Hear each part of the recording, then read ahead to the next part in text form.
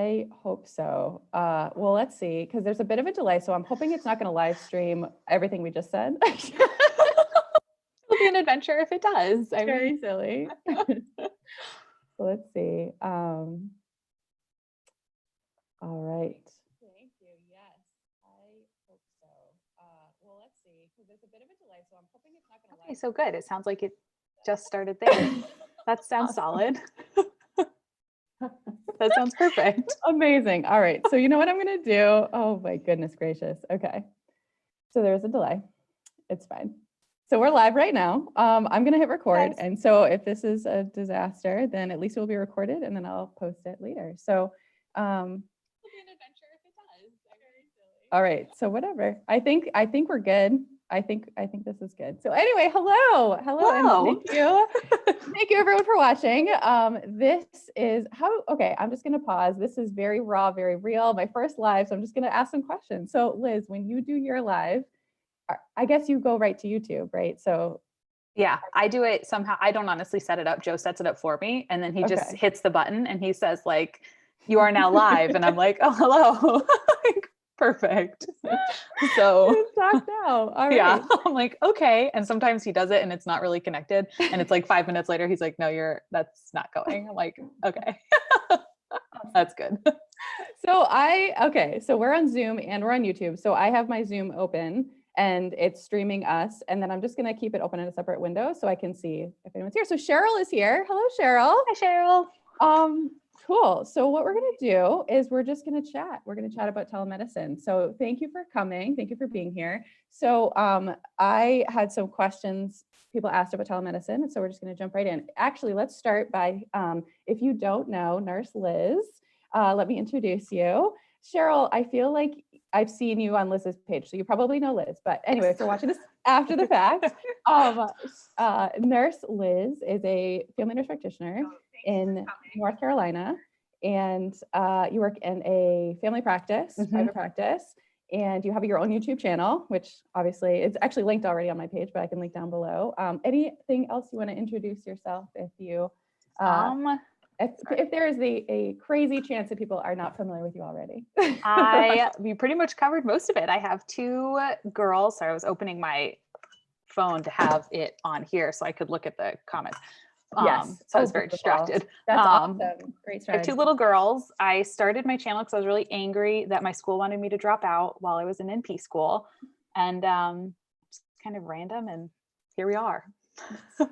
Awesome. And actually, I have to say, I'm a super emotional person, so I'm going to try not to cry.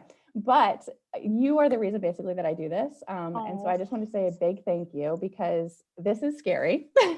Yeah. To be public like this. Yeah. Pretending I know things and sharing it with other people. No, for real. So I just appreciate everything you do. And thank you for showing up as your wonderful self and being such an awesome teacher and just being so real. Like you're just so chill and so real and you just make it look super easy. So thank you. Well, I'm super glad you're here because I feel like I don't know what I'm doing. And then you just tell me and I'm like, excellent. This is perfect. Awesome. Cool. So when it comes to telemedicine, so it sounds like the questions are kind of, people are looking for an overview of like, so what is telemedicine? What do you have to ask? What do you have to chart? What do you have to bill? And so, so I think we can kind of share like our own experiences that we've had so far. So I'm still not in the clinic right now. I have a back injury, but I know what my clinic is doing currently. So I work in a federally qualified health center, community health clinic. And so we basically take Medicaid insurance and kind of what we've been doing is just doing our best, right? Yeah. So the new rules basically that happened are that telemedicine, there were all these stipulations right before of like, you had to be in certain location and it had to be certain like, I don't know, health conditions or something like that, like very strict rules, but now it's all different. And so what we're doing is telephone visits because we don't have telemedicine set up or the video medicine set up. So it's basically just phone call visits and through Medicaid and that's it. So what is your office doing? So yesterday, I went back today for the first time where we were using video. We had tried previously, and then we were trying to use like Zoom and Doxy, and it worked, but she wanted to use something that was a little bit more secure. So we pulled back on that. And then we're just doing phone for, I'd say the last like 3 weeks, whenever we started to like roll all of it out. And then today was my first day doing video with all of it. So we did video for people who could. And then some people were still over the phone because it's not something that's either like accessible to everyone or that they can figure it out. So that's been hard. What platform are you using now doing video? Now it's Helo. It's incorporated. We use eClinicalWorks, and that is what is like incorporated into the charting system. And so it's not like the easiest on our end or on their end, but it is very like, this would be something you could use even after, because you know how they came out with a stipulation that said like, we're expanding HIPAA to like, now you can Skype or FaceTime or do Zoom. This is something that would have been compliant without all of that. And so it's more secure, which just requires a lot more signing in and, you know, like firewall stuff on both ends that obviously I'm not very good at with my technical knowledge. And like, if you think about like 70. Oh, they can't. Oh, yeah, no. My in-laws are 70, but. No, yeah. We have an MA that calls people an hour ahead, and that's all she does now. So that's been like a pulling away of resources from other things that they used to do, because that's what we had to do because no one could figure it out. It was just like, it was not going well. So yeah. So you have your Helo, and then Doxy is another platform that I actually used with my healthcare provider. Do you have any other insights about Doxy as a platform? If it was my practice, I would have used Doxy because I think it's so easy. You can sign up with Doxy. I wanted to say it was like $40 or $50 a month for your own access. And the nice thing with that is you can just go onto the website logged in as yourself, and then you can text through the website the patient. And then they get a code, and all they have to do is hit it on their smartphone and it opens.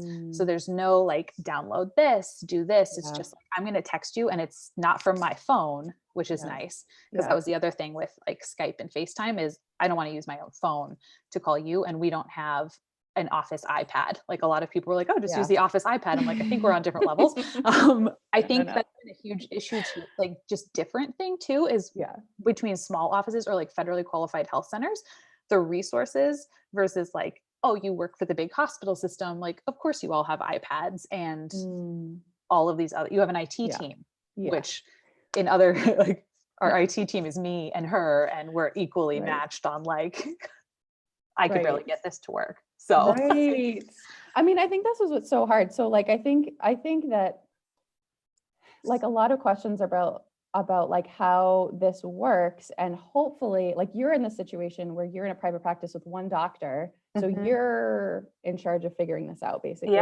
Whereas like for me, I kind of just sort of like, they just put patients on my schedule or my colleague's schedule, and we just like see them. And then we have a billing department that like takes care of it in the background. So that's really hard. But yeah, so if anyone watching is not familiar with the CMS, like guide led the I forget what it was called, but whatever the act was passed in March that basically loosened the restrictions about telemedicine for Medicaid, the Center for Medicaid and Medicare Services, CMS, said that there was a loosening of HIPAA violations or something. I don't know what the exact terminology was, but it's basically like, if you're using it in good faith, things like Skype, Zoom, FaceTime, things like that, you're not going to be penalized for any HIPAA violations. So, which is nice. But yeah, it would be nice to be like more secure. And I think it was well intended. It just was, it was hard because like that's assuming a lot of things about a lot of populations. Like one, that they have smartphones, two, that they have internet. Like I think it was well intentioned, but then when you really look at a lot of people, like that's not really their reality. But I'm super curious because like I actually don't know how connected my patients are to the internet at our clinic. Because it's like basically the poorest health center in the state. And so it's like, I don't know how it's going to go. But I mean, as long as phone is reimbursed. Do you feel like you have insights about, so I think there's been a lot of questions about like documentation, like how do you, well, we can talk about specific like types of visits, but like, do you feel like you have any insight about documentation? Because like, I feel like what I understand from what I've read is that like, it's the same visit.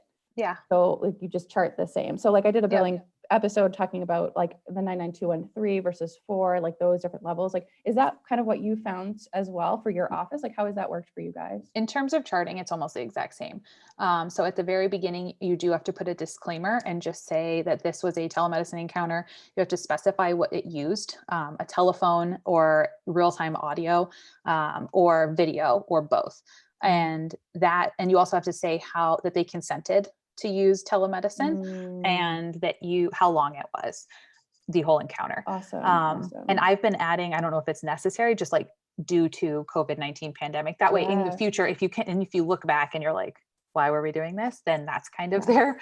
Yes. But in terms of everything else, I write in the vitals, like vitals unable to be obtained due to telephone or telemedicine encounter. If they have something like an ability to check, if I feel like they could accurately assess their heart rate, I'll have them do that, or be like, somewhere I read, they were like, ask how many times they're breathing a minute. I'm just like, do you feel like you're breathing fast? Because someone's going to, I feel like, be able to tell if they're, panting. I'm like, I'm not going to, yeah. I was like, no one, like, no, they're not going to count their respiratory rate. People I'm really worried about, if they have blood pressure cuffs at home, I'll have them check and I'll document it. But I've been documenting that more in the HPI because I'm like, that's not a real objective finding. So I'll just write a note under vitals, and then under physical exam, I'm just writing, we can't do it unless it was a video thing. So if it's a video, I'll just be like, this was limited and it did use like a video interface, but like, this is kind of what I saw. If it's a derm thing. But I've always done psych. That's the only thing, because you can still tell if someone's alert oriented, like talking to you in a like a normal manner versus tangential or sobbing, but then I just kind of document that. But everything else is the same. You can still do an HPI, you can still do a review of systems, you're still writing your your diagnosis, and the treatment plan is the exact same. So totally everything else has been pretty normal. So you said you just started doing video this week? Yep. We did it very briefly 2 weeks ago using Zoom and Doxy just to play with it. And then by the end of that week, she decided that she would rather use something just personally to make her more comfortable, that was like more secure. For sure. But so I had probably done like 3 on those other 2. And then now we're kind of like diving into actually doing it, because like you had kind of mentioned how you're getting reimbursed. We found out after billing a bunch of them, they all got denied. And then we spent a long time on the phone finding out that if you don't have video with Medicare and Medicaid, you get paid like $12 a visit, which is not sustainable. So that was the decline, was that you were billing for, so like, if you don't have any insight into this, that's totally fine. But like, so my billing department is taking care of it, right? So you bill a 99213 for an established whatever. So what are they coming back as, or like? So I billed it because it had originally said like, oh, you bill it as you normally would. So 99213, you don't need modifiers. Okay. And then, so a modifier, if you're not familiar, we have to do all of our all of our super bills, like claims. And so you get into like modifiers and stuff. You get paid a lot, right? You must get paid a lot. I have a great schedule. I have a really good schedule. Okay. She's a great lady, and she's very I have a lot of like life flexibility, like, oh, I need to take a week off to go take care of my mom. And she's like, okay, bye. Like, okay. That's okay, good. And it's been a huge, you're doing a lot of stuff there. Well, and neither of us really know what we're doing. So it's fine. But so they were getting declined because it was only audio. It was only audio. And so then they came back and they were like, okay, so now you have a whole different billing code. And so it's billed as, it's like I have a list I can email you after. Cool. Instead of a 99213, it's a 99421, and then going down. And then we found out was only $12. We were like, and so then she was like, well, we need to implement video immediately because that is reimbursed at a more comparable level to what it normally is. There's some, it sounds like there might be with most insurances. I'm not sure about CMS and Medicare. It doesn't sound like it's a 1-to-1, like how it normally would be. It's like 80% or 70% of what you would get. But I mean, that's better than $12. For sure. Do you guys have a lot of private insurance, I imagine, or a lot of Medicare, or what do you feel like have? So we don't do Medicaid, but we have probably about at least a third, if not probably a third is Medicare. And then the rest is private. So Okay. And so the private, you're using the same codes as the Medicare, but you're probably not getting as much money back. Yeah. And the private, every single one has like they all have different modifiers and it's just, that's when it gets messy I'm because so then, sorry. oh no, it's been an adventure, but that's when they all start using different, and it's just kind of trial and error because they don't really publicize, like, I want you to do it this way. They make you call them and then wait on. I was worried that was going to be the answer. That's so hard. So like if you're watching this and you're trying to get some insight about billing and coding, you're gonna have to defer to your billing department based on your state, and hopefully you don't have to figure it out yourself. But yeah, I think the moral of the story is that Medicaid, I don't know. I think that's probably state-based too, because I think that Massachusetts specifically had some stuff about that. But Medicare, you have to do, I guess the reading that I did was that the telemedicine visit is audio and visual and it's in real time, and that's the most reimbursed. And then there's these two other levels of a e-visit and a virtual check-in. And I think the virtual check-in is probably what you're talking about, the audio, 5 to 10 minute brief, whatever. Yeah. That's not just like, oh, hey, I'm triaging you and you need to come in tomorrow. It's like, this is the entire visit. And then I think an e-check-in or something is like some sort of portal communication or something. And there was like it was all it's very odd how they do it. Cause like in the e-check-in, you can't talk about certain things. Like if you've been seen in the last 7 days for this thing, and you can only go back and forth 5 times. And it's like I'm like, why don't we just be like, hey, everyone just do your best. Like we're going to pay you and it'll be fine. I know. That was really nice. So that's really tough. So I think like in terms of the billing, submitting the codes, I think hopefully you can partner with your billing department to help you with that. But aside from that, in terms of choosing your level of acuity, in terms of like a 1 through 5, that's the same. It's the same. Yep. And I think if you weren't doing a super bill behind it, it would be the same. So, and that's most people. I would assume most people practice in a way like your office does, where you kind of just like assign the code and then you're like, all right, bye. Yes. Yeah. So, and then I guess the other, and I think in terms of like telemedicine, I couldn't find anything specific to like for telemedicine visits, you have to do this documentation, like aside from the consent that you said, like so some sort of verbal consent saying that it's coronavirus pandemic happening. Forget what else, but there's a couple of disclaimers that are like floating around that I think a lot of people have used. But yeah, in terms of the documentation, so like if people are doing, I think that's a great idea in terms of like the audio visits, the phone visits, to do at the very least a psych and a general in terms of like the physical exam. Yeah. Because I think at least for 3, you need to have like 3 systems, which you could, you know, get away with those. Or maybe it's just a 2, but that's really too bad. But we have, go ahead. No, go ahead.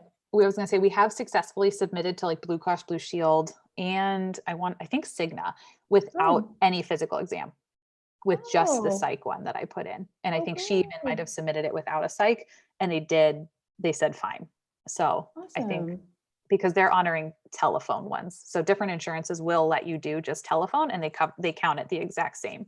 I see. So because that makes sense. Because like if you're on the phone, like you can't really assess much.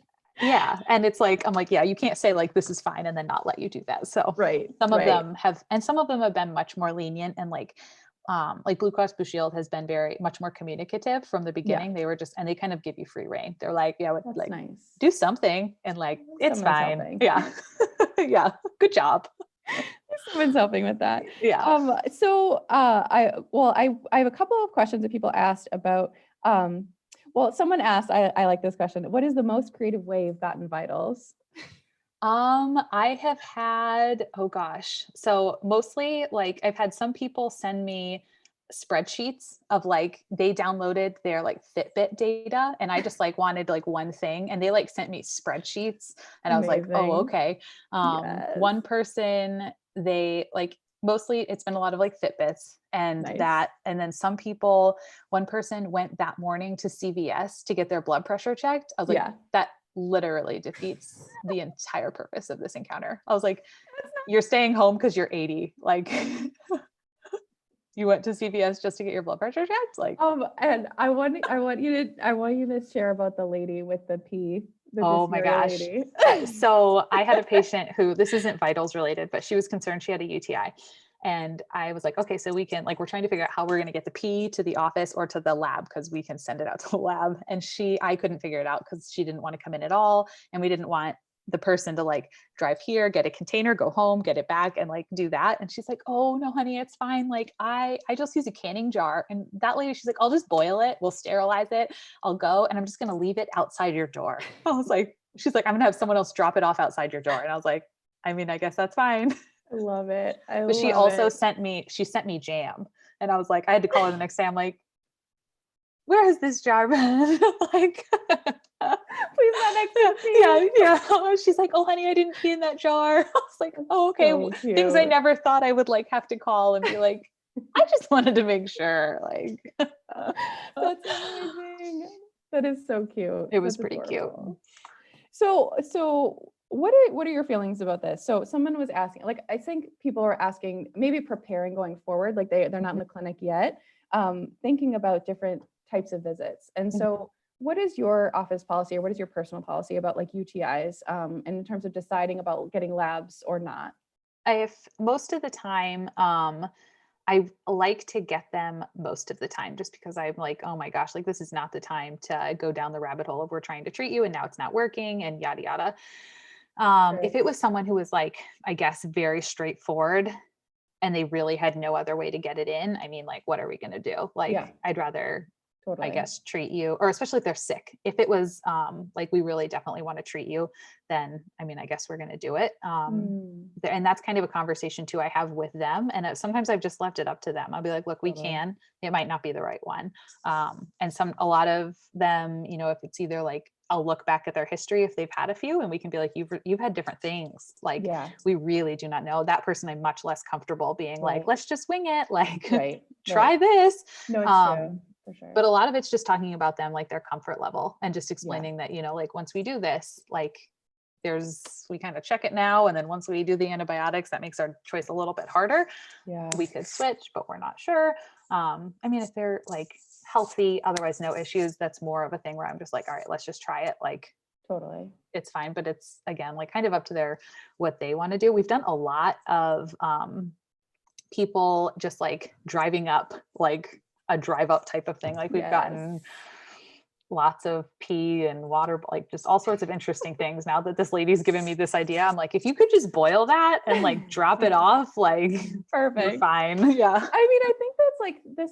So I think that this particular era of doing telemedicine is very specific compared to telemedicine, like maybe going forward, because I think that like, it's so hard. I'm just saying, I have so much empathy for brand new nurse practitioners who are going to be starting, because there's so much clinical judgment involved. Yeah. And flexibility and off book stuff, you know? Yeah. And you don't need you don't even have your feet under you to be like, right. Like I don't know how to do it in the perfect scenario. Yeah. Like exactly. Right. And so I think it'll probably come down to like a lot of question asking, and hopefully you just develop rapport with your colleagues if they're starting, and you know, because like just having someone to text with questions, stuff like that. But yeah, I mean, I think there's a lot of questions about like UTI and abdominal pain and respiratory symptoms and not being able to listen to them. And I think that our policy right now is that like, if there's like simple UTIs, you know, like very straightforward, no complications, consider treating them, versus do they have abdominal pain? Like, it's hard to put myself in it because I'm not in the clinic right now. Yeah. But it makes me super uncomfortable, right? It does. So like, it does. I'm thinking about talking to somebody on the phone, like, do you want to like press on your belly and like make sure it doesn't hurt, right? Yeah, I have had them do that, or I'll be like lean up against like a chair, like right here on your back. Ooh, I like that. And I'm like, is that like, how does that make you feel? And like, if they're like awkward, yeah, like, what are you feeling right now? I've had them do that. I have had them like press on their bladder. Like, I have had people poke things. And totally.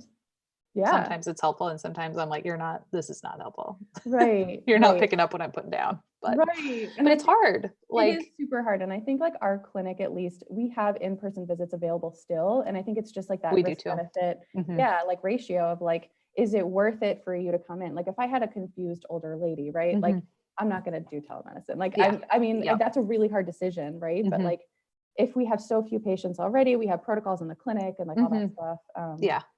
But yeah, I mean, so that's like for UTI. For abdominal pain, I mean, abdominal pain is super hard, right? But I mean, I'd love to hear your thoughts about that. I mean, my general approach just with like any sort of physical complaint is kind of like going for those red flag symptoms, right? Of like do we have anything that's super alarming, right? Is it like epigastric pain that happens after meals that goes away when you take Tums? Like, you know what I mean? Like, versus like, is it like with exertion or like profuse like diarrhea or things like that? It's super hard because I think like we could go on forever about every single different type of topic, but I think that's my general approach. And if it sounds like it's anything sketchy, then they can come in, right? You don't have to let them all be telemedicine. Like you get to make that decision. And most of the ones I've seen are the sick ones. And I always start it with a phone call with anyone. And I've been screening them versus having the MAs do it. Like obviously you normally would. And I'm just like, I'll talk to them and then just see. So we usually make an appointment for all the sick visits that'll be in there, and it's like consult for whatever. And if it's like abdominal pain, like you said, like rule out the bad things and then rule out the really easy things. Like maybe they're like, oh yeah, but I haven't pooped in a week. And you're like, ding, ding, like give that a try. Winner. Like, or I had, like this exotic food choice at last night and I've been ill since. Like, okay, you don't need to, please don't come in. Like remain where you are. Or like, I really need to touch your belly and see, how it is.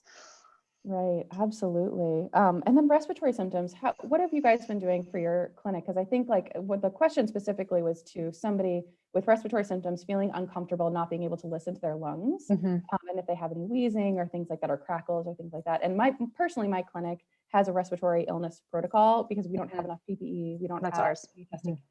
So we're kind of, we haven't seen any. Because we have that, we don't have the equipment to protect us from it.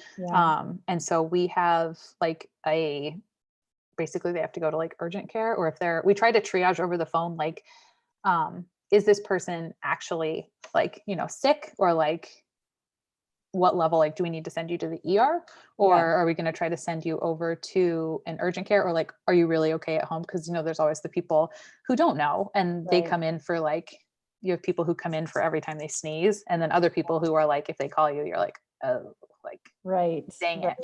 So and I think like the COPD and the asthma exacerbations, I think freak me out too, because like, you don't necessarily need to go to a coronavirus testing, like hospital, because it's not necessarily that, but at the same time, like so high risk. Do you send them steroids? Do you send them antibiotics? Like I probably wouldn't, because I wouldn't feel enough to do it unless it was like one particular patient that I know always comes in with COPD flares and knows herself really well, like something like that. If they know, the only people I've done anything for is the people who know themselves really well. They're like, my allergies are bad. This has made my asthma, like I'm in a tailspin. Like, I know how to get out of it. Like, here's what we've done a million times. Like, okay, let's do that. Like they know that they're wheezing or something like that. Exactly. Like who can tell you?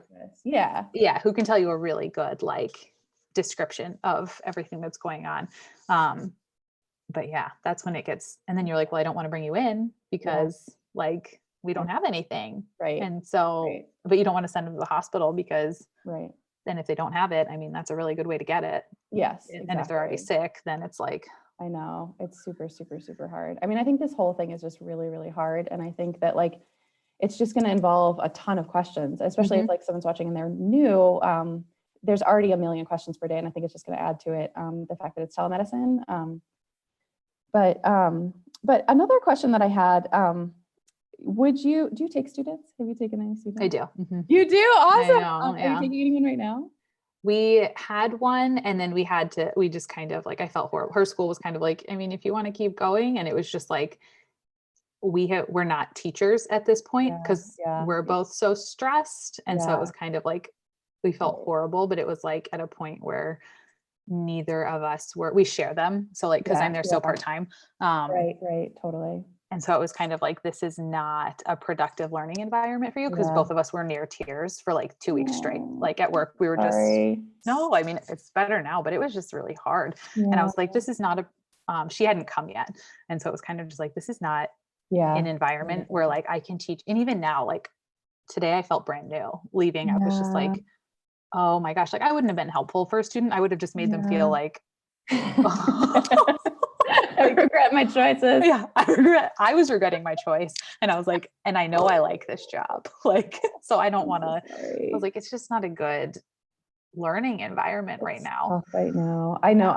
I have a student and she is working on a COVID unit as a nurse. And so she's taken some time off. I mean, I'm also out of the clinic, but I don't know. I've been thinking about it, like trying to figure out like going forward. I mean, hopefully we will all adjust, right? And this will become like a normal that we can all handle. But I'm just like, I mean, so I was just when I was a student, I did a lot of shadowing basically the entire time, which was hard because I didn't necessarily get that hands-on stuff. But like having shadowing experience is better than nothing, and it's really helpful in a lot of ways because I just love my preceptors. But I mean, I guess that could be feasible, right, with telemedicine. Like I thought about like, do you want to Zoom call while I'm on the phone, and like I don't even know, but possibly. I mean, I think maybe once we'll get used to this, we can figure out some way to have students. And and I think we have one that's coming in June, and we'd already talked to me. So I think at that point, like we'll be so comfortable with it that like as long as they're fine with it, understanding that we don't have any PPE, like it's fine because then we'll just have to figure out how to navigate, probably just being in the same room, like during the call, like awkwardly hiding in the corner, being like, like oh, because you go to the clinic for your telemedicine. Oh wow, okay. Yeah. So I've been going it, which is honestly like I wouldn't get anything done at home. It would be like too hard with the. I have no idea how I'm going to go back. I don't know. I don't know. Are you doing it remote, like from home? Yeah. Telemedicine from home. And then somebody goes into the clinic, I think like one day a week, and then we all rotate or something like that.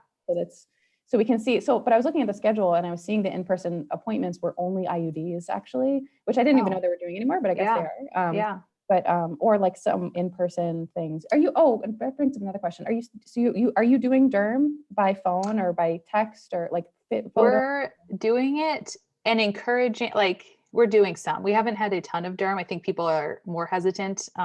Most of the derm I've seen has been my other visits who are like in person and they happen to be like, can you look at this? That is also happening. I've done a couple over, I did when we were just doing the phone, they had to take like a picture and then like they had to be fine with emailing it to them. We were kind of like I need you to get this to me like somehow. Some of them sent it, they can do it through the portal. So that's how almost all of them did it, was they just uploaded a picture to the portal and then I looked at it, but it's not, unless it's glaringly obvious, like it's really hard. And I'm really hard.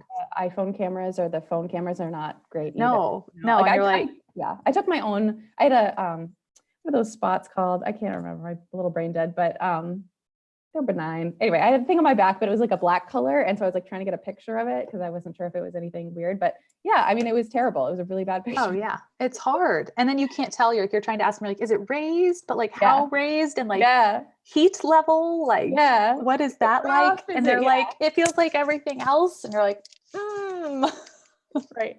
So we haven't done a bunch of derm, but that is, I think mostly it was just like very obvious, like either, you shouldn't touch that anymore or like cold sores. I mean, those are super easy. Right. But it's like feasible. And it sounds like at least like legally speaking, there's like some relaxed kind of rules about the HIPAA or like more pardoning about HIPAA, whatever, in terms of secure or not. And I have a really good friend in derm and she said they're doing everything via video. Oh, wow. So she was like, I was like, wow, you have a lot more skills than I do. But she's like, yep, like they're doing all of it via, I was like, okay, like. I have such knowledge envy. I just want to do a derm fellowship, you know, it's just. I was gonna say that's my other limiting factors. That is not my thing. And so when people are like, can you, I'm like, is it like urgent or like, like, do you have like a fever or something? Is it systemic or something? Yeah. Is there anything else wrong with you that we can talk about? Like anything? Because I'm here for it. Not that. It was so hard. I had this colleague who was like, do they work in construction? It was like talking about some phenomenon where they get itchy because of, I don't know if it's a fiberglass or something like that, but basically they just get diffusely itchy without a rash, and it's because of like construction material. And I was just like, I don't know those things. But have you put a steroid on it? What about an antifungal? Okay, you call me back when you've tried that. Have you taken Benadryl? Like, oh man, let's try that. Yes. I'm trying to look at my other questions that I got. Let me see. I think those are the main ones. Yeah, and I guess like just there's just a kind of a global question of like when to treat versus deciding when to kind of get further testing. And I just feel like, at least for me personally, I feel like this is just unfortunately so like complaint specific, right? In terms of like that line, right? And it's kind of a clinical judgment, which is really hard. I don't know if you have any suggestions or thoughts about for you, like how you kind of make that decision about like just treating them by phone. Like, I guess like I saw like a couple of people seeing like vaginitis or, some mild dysurias or some like heartburn or something like that, or like a headache where they feel like they can kind of like start a treatment, but yeah, I don't know. I feel like it just maybe just comes down to like the red flags and stuff. But what is your kind of thought about that? it probably just like a bit weighing, like what's the risk of if we're totally wrong here, like Yeah. versus not. And some stuff, honestly, it hasn't changed at all. Like some stuff, video, I found like when we were just doing it over the phone, I was like, this literally changes my encounter, like nothing. Because if you are working up something like heartburn, headaches, something like that, and you're not too worried about the neuro side of it, like they seem totally fine other than that. Yeah. Kind of like, I mean, or like mental health, a lot of that, like I started a lot of people on antidepressants and anti-anxiety medicines. I'm like, I mean, this literally, we would have done the exact same thing if we had been sitting across from each other. Yeah. And yeah, I think that's super scary. I think when you're brand new as well, brand new nurse practitioner, because it's like everything just feels so weighty, every single decision that you make. But it is, I mean, whatever the statistic came from of like the 80% of the history or 80% of the diagnosis comes from history. I mean, it's really, I feel like it's really true. Like the more I practice, the more I see that like I do listen to heart and lungs, but like I don't feel like I need to. yeah, most of the time. Yeah, I feel like I'm kind of like, yeah. And it like adds to your billing code and like you can catch a murmur, right? But like it doesn't necessarily enhance your anxiety and depression discussion, So no. But that's really hard kind of starting out, I think I feel so bad for people who are just starting out because and you probably don't have that. I feel like I've gotten a lot more comfortable, like explaining to the patients, like, here's the benefits that we could see if we try it. Here's like, say we don't do anything, like, here's what could happen. Like, how comfortable do you feel with it? Like, I think I'd be fine with it. Right. There's a lot of shared decision-making. Absolutely. Yeah. And then a lot of it depends on the person too. How reliable are they? Which is also hard if you're new and you don't know them. Whereas a lot of my people, like I've known them for 2 years now. And if they tell me like my blood pressure is higher than it normally is and I don't feel well, I'm like, okay, well then we're going to go up or we're going to start something new. Whereas like if I don't know you at all and you're like, yeah, I check my blood pressure and I don't feel good. I'm like, okay. I don't really know you. Like, true. Yeah. It's so true. So I mean, I feel so bad, like you said, for people who I feel like I still don't really know. I am still very new and it's been hard. And so I just can't imagine being like new. I know. And doing it. Hopefully, I'm just hoping that everyone can get a supportive work environment and with all just, settles out a little bit so we can get back into the clinics. Like, there is going to be such a demand for all of the patients that are backlogged. I don't know about you, but I feel like patients are just not, I mean, it looks like the schedule's pretty full, but they're not getting the things that they necessarily need in person. There's no colonoscopies that are happening. It seems like, at least in Boston, and like so many surgeries. And I mean, there's going to be the care. The people are going to need the care. So we're going to need practitioners, but like, it's going to be hard for a little while. Yeah, a little bit. Yeah. Going to be doing a lot of pap smears. I feel like a lot of people I talk to, I'm like, we're not going to do that now, but like, in July. Yeah, it's going to be a full day. Here we go. Yeah. That's amazing. All the people who I'm like, no, not today. Don't worry about it. Right. Come for me. And like mammograms, I feel like it's just going to be like brutal season for. I don't know what's going to happen. Oh my God. And I feel like it's going to be weird too, transitioning out of this, because I think a lot of people like it. Is a lot of why do I have to come in? You talk about blood pressure for 6 months. A lot of the feedback that I've gotten, they're like, oh, this is great. I'm like, it's gonna go away. Don't like it too much. And they're like, no, I like it. I'm like, oh no. Like, that's so curious. I'm so curious to see if they figure out that, like, you know what, we could actually continue to do this. But like, I think it comes down to insurance companies, like if they're gonna pay for it, because we can't stay open if we don't get enough money, So and like what will they loosen up all the requirements of what meets.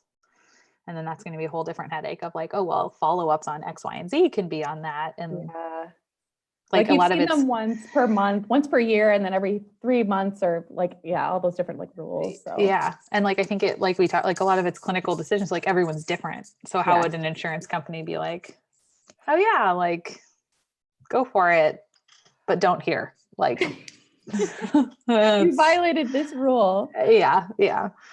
I'm going to see if there's any comments or questions. Cool. Well, any questions that anyone has here? What do you think about documenting on a physical exam for chest, especially when seeing URIs, no use of accessory muscles and work of breathing, no nasal flaring? Oh, that's interesting. Yeah, that's good. Yeah. I like that. Yeah. I mean, I feel like, especially if you're on video, someone else, yeah, I do respiratory and write holds conversation without noticeable shortness of breath. Yeah, I think that's a good one. That's a really good one. Yeah. Yeah, I think that those are great. Like anything you can observe, I think is ideal, especially with video. That would be super helpful. I mean, I guess you could like extrapolate by phone. Sounds like he's breathing normally or something like that. Yeah. You could definitely tell, I guess, if they got out of breath, just holding a conversation with you. True. Yes. But I think with a lot of the respiratory stuff, it just comes down to like you said, like you're either going to see them and be able to do that or you're not. And at that point. Right. Yeah. And I think it kind of reminds me of like when I was a brand new grad, like I would think about people and agonize about sending them to the ER or not, because I was so stressed out about the cost that could incur. And I would try to order stat labs, stat test X-ray, like all this stuff. And I think it kind of reminds me of that same paradigm of like, if you catch yourself being like, I feel really uncomfortable keeping them on a telemed visit, then it's time to bring them in and just kind of trusting that gut. And like, maybe you'll bring in more people than you need to, but like, I think especially being new, you just have to trust that judgment. Yeah. It's much better than the alternative, I think. Absolutely. Well, thank you so much for chatting with me. Yeah. It's super fun. Hopefully I feel like I have no idea what I'm doing. So hopefully that some of it made some sense. Super helpful. And I think that like, this is all changing, which is really hard. And it's very site dependent and state dependent and all that stuff. But hopefully this will kind of help people get a general gist of like where to go and, leave us some questions if they have more questions. Yeah. And a lot of places do have respiratory clinics. From what I've heard from other people. What do you mean? Like they'll have like clinics where you can send all your respiratory patients. So like we don't have that, but health systems in my area do. So like if you were affiliated with a big teaching hospital, then they will have like a clinic that they have opened and all it is respiratory and all of their offices feed into it. Yeah. And I know I think the federally qualified health centers around here have like one. And they've like incorporated into the other thing and you can send them there. So we can't because nice. I mean, it's nice. I mean, that would be really hard to work there. And I think they're rotating their resident. I feel so bad for residents. They're like rotating their residents through it to like, you have to staff it, but I'm just like experience. Yeah. I'm like, ouch. No, thank you. Yeah. And hopefully they get paid more, but they probably don't. Yeah. But that would alleviate for a lot of people, I think, trying to triage respiratory stuff at least, because then you could just be like, oh. Right. Yeah. For us, there are specified testing sites if they meet criteria for coronavirus specifically, but for other things, they would just have to they probably could go there. Yeah. But. No fun. Oh, testing is a whole different. Yes. Yeah. Painful. Well, thank you so much for chatting. Thanks for letting me. Have a good evening. I'm going to go to bed. It's 9:15. Me too. How exciting my life is. Awesome. Well, thank you for watching and let us know if you have any other questions and good luck. Have a good night.